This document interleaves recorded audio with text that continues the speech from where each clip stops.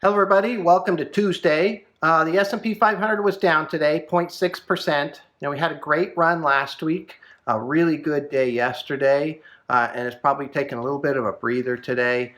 Really kind of a slow day altogether, but probably the biggest surprise to me in looking at everything today, the NASDAQ and the Dow and the S&P 500 indexes. These are the three big indexes that are followed. You'll see them in the news all the time. They were all down today, at least a little bit.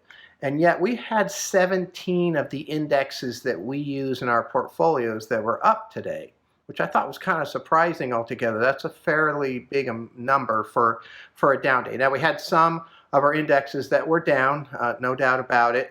But it was a surprising number that were up, and some of them were up a lot. So innovative technology and online retail and advanced healthcare were up 1.3% today, which is great in a down day.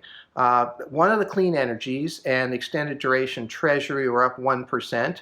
Treasuries as a whole did really well today. Really good piece to have in the portfolio today. And then, cybersecurity and software, for example, were up 0.8% each also. So, it's one of those days that if you look at your account, you see that markets are down.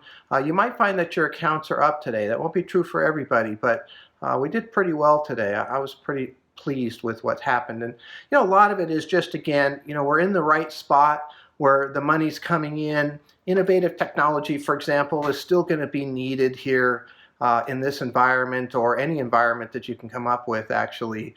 And so there was some, disappointing news about some of the vaccines, and there's, back and forth going on about the stimulus package and all these different types of things that are happening out there.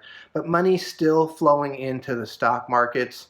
And a lot of the things that I see, have been happening. I will say maybe there's a chance here for some more volatility, as it's getting close again to the all-time highs on these indexes. And, the election is approaching and those types of things too. So could see some, movement up and down here before we really start to go. But really not a bad day, actually, for a down day. So let's see what happens tomorrow.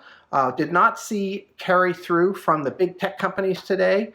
Apple was down, for example, after its big day yesterday. But it'd be interesting to see how that plays out this week.